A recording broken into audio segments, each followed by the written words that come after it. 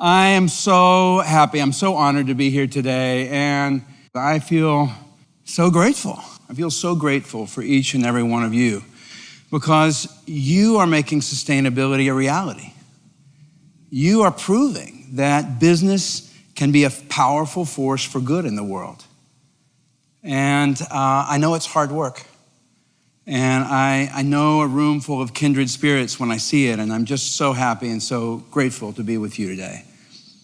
Thank you for what you're doing.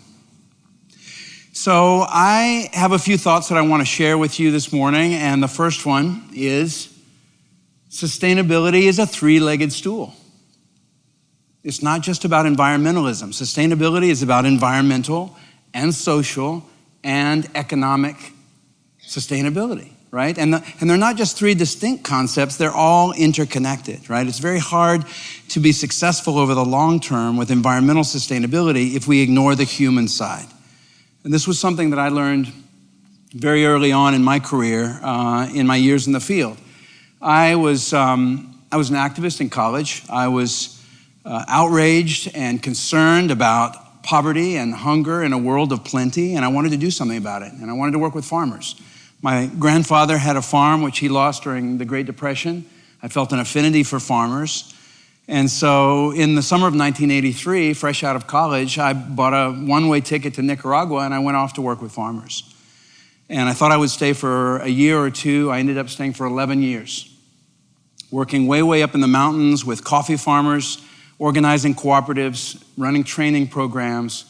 And very early on, I discovered that extremely poor people rarely have the luxury of caring about the environment, right? These coffee farmers were growing coffee the old way, right? They would go into a forested area, they would thin the forest, and they would plant coffee under the canopy of the forest. This is called shade-grown coffee. It's actually a very sustainable model for coffee growing. And yet coffee prices, as we know, are highly volatile. And, they might be up for a year or two, but then they're down for 3 or 4. And when coffee prices fell, I saw farmers often resorting to desperate measures. I saw farmers going into their own coffee fields and cutting down their own shade trees. Because by chopping up those shade trees, they could make an extra $1 a day selling firewood. They weren't dumb. They knew this was going to impact the productivity of their coffee over time. They knew it was going to, or they thought it might even impact weather and their own viability as farmers in the future, but they didn't have the luxury of caring.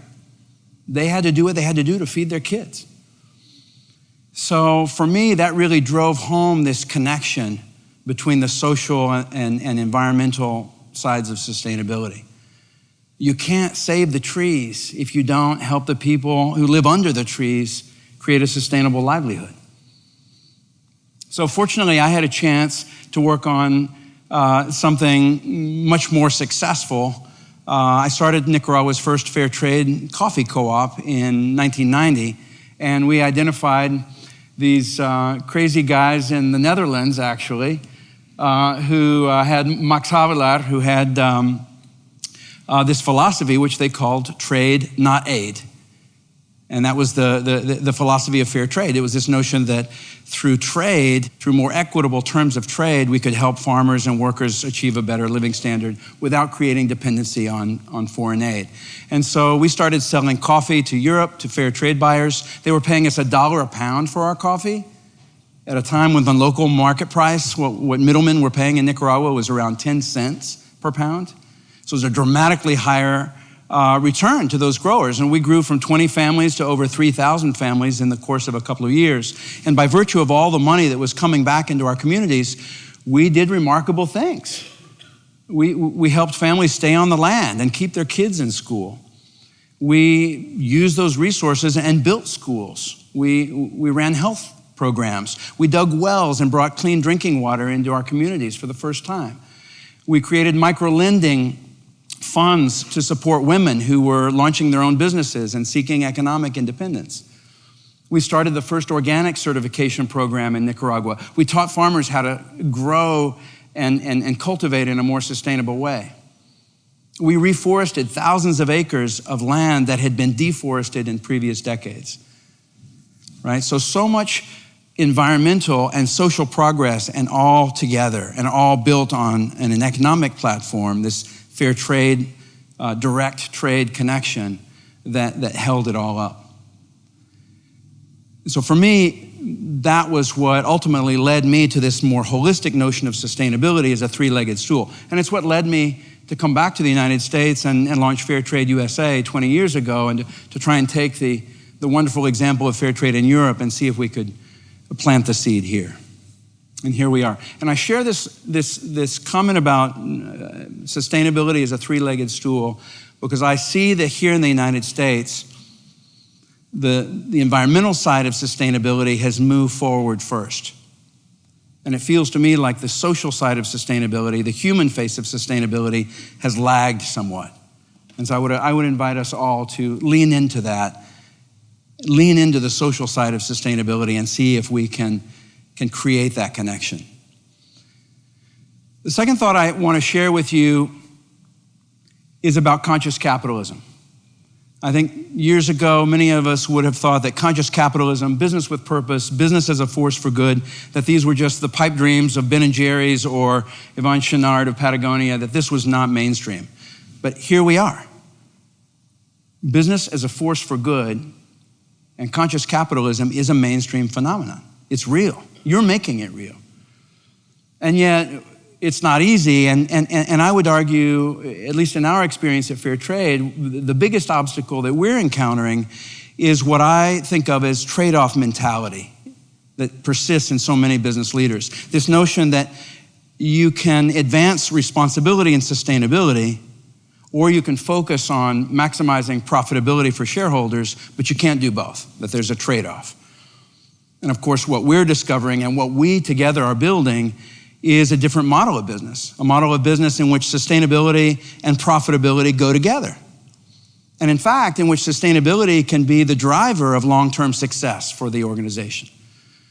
But it's not easy. And clearly, to overcome trade-off mentality, we have to make the business case for what we're doing. It can't just be the right thing to do. We can't advance sustainability just by arguing it's the right thing to do. I want to tell you a little story about that. Jim Brett was, until last year, the president of West Elm. You all know West Elm, part of Williams-Sonoma, Inc. About $1 billion business selling rugs, furniture, and home furnishings. And Jim knew from years ago that the quality of their products and the success of their business was going to depend on the welfare and well-being of the workers in their global supply chain. So he knew this, and he knew it was the right thing to do. And so he asked Fair Trade to come in and certify many of their facilities and address the issues in the factories around wages and working conditions and so on. So we certified a number of factories for West Elm, including a number of rug factories in India. And a couple of years later, Jim invited me to go to India with him and see the impact of our work together. So we flew to India. And we visited factories. And I remember one day sitting in a factory in Panipat, about 2 hours north of Delhi, sitting in a circle with 20 or 30 workers from that facility and hearing them talk about conditions in the factory and what had changed, what was working, what wasn't. And it was very illuminating. There was this one gentleman, an older weaver named Mohammed, and Mohammed talked about how they had used their fair trade premium. Because in the fair trade model, there's a small price premium that the brand agrees to pay. This goes to the workers. The workers debate and decide how to spend that. And these are the funds that they use to invest in education and health and daycare centers and the like. So Mohammed told us how, after much debate, the workers in this facility decided that first year to buy a health care policy, a health insurance policy for their extended families. The workers in the factory were covered by the factory's health insurance policy, but their families back in the villages, their wives, their husbands, their kids weren't necessarily covered. And Mohammed talked about how after they had made this decision and created the policy, not long after that, his wife had become ill, seriously ill, and how in the past they would not have had the resources or the wherewithal to get her medical attention. They would have just kind of hoped that she would get better. But because of this health insurance policy, they were able to get her to a doctor. She got the test that she needed. It was indeed serious. She got treatment. And he said, my wife is healthy now. She's healthy. She's happy. And I don't know if she would be alive today if not for this program. I was deeply moved by the experience. I looked over at Jim, this hard-boiled leader of $1 billion company. He had tears streaming down his face. And we went home, and that evening over dinner, we talked about how this program is saving lives and how clearly it's the right thing to do, but how doing the right thing isn't enough. We have to make the business case. And he said, you have to make the business case. And so we talked to management. Management started to deliver indicators to us. And over the next few years, what we saw in this factory and others is that first and foremost, worker retention went way up. Workers didn't want to leave the facility. I mean, with programs like that, why would you want to leave? And so when retention went up, that meant training costs and recruitment costs went down. Training new workers went down. So they saw retention go up. They saw productivity go up. They saw quality go up in this facility. So even though the fair trade premium was going to benefit the workers, the owner of the factory and management were very happy with the program. And of course, West Elm saw this as a way to create a more secure and resilient supply chain. So they saw value in the program. They were also using the fair trade label on their rugs, so they saw value in terms of communicating to the consumer. And that was the value proposition. That was the business case that we were able to make to West Elm over a couple of years, and which has led them now to dramatically scale up their fair trade program and potentially go all the way and certify 100% of their products over time. So we have to make the business case. And it's not easy. Measurement, metrics, not always easy, especially on the social side of sustainability, but we have to do it. I'm running out of time, so I just want to share one more thought. Conscious consumerism is here. Conscious consumerism is here. It used to be that consumers were only interested in three things: quality, price, and price. Did I mention price? But today, consumers in growing numbers are asking, where does my stuff come from? Especially with food and clothing, right? Where does my stuff come from? Where does this food come from? Is it safe? First and foremost, is it safe to eat? And is it healthy? Is it sustainable? Is there child labor in my chocolate bar? Is there slave labor in my food? Is this palm oil coming at the expense of the rainforest? Tell me the story. Consumers are asking us to tell the story. And millennials index even higher in terms of their expectations of companies and practices. They expect us to deliver products that are responsible. So clearly, this conscious consumer phenomenon is a macro trend. It's the wave of the future. And what we find in the fair trade movement, for example, is not necessarily that consumers are banging on the door of the brands or the retailers that we work with saying, give me fair trade, but rather that when companies do that, they are rewarded. When Green Mountain launches a new line of fair trade coffees, sales go up. When Patagonia converts its line of flannel shirts to fair trade and puts the label on it and tells the story well, sales go up. And consumer loyalty indicators go up. So consumers will reward our efforts. And I'm telling you this because I know that I'm in a room of people who spend most days thinking about suppliers and procurement and the supply chain.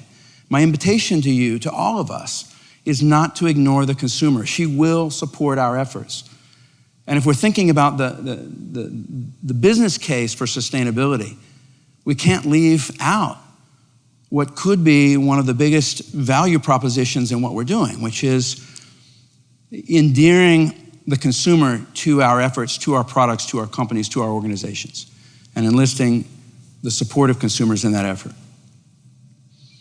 We live in a time where people don't know how to make a difference, where so many people are frustrated with the political process, wherever they land on the political spectrum, frustrated, feeling like their voice isn't heard, like maybe their vote doesn't matter. But we all eat. We all wear clothes, except some crazy neighbors in Berkeley, California. Most of us wear clothes. We all shop. And so what an incredible thought that our shopping dollars are ways to vote for a better world. What an incredible thought that we can lift our voice and make a difference every day just through the things that we buy. And what an incredible thought that with something as simple as a daily cup of coffee, we can reach halfway across the world and help a farming family keep their kids in school. So I would argue that it is not only important for the success of our efforts, but it is our obligation as sustainability visionaries and leaders to encourage and excite consumers about the work that we're doing and engage them on the sustainability journey. Again, I want to thank you for everything that you do. You are the everyday heroes that are making our movement possible, and honestly, you give me hope in our common future. Thank you.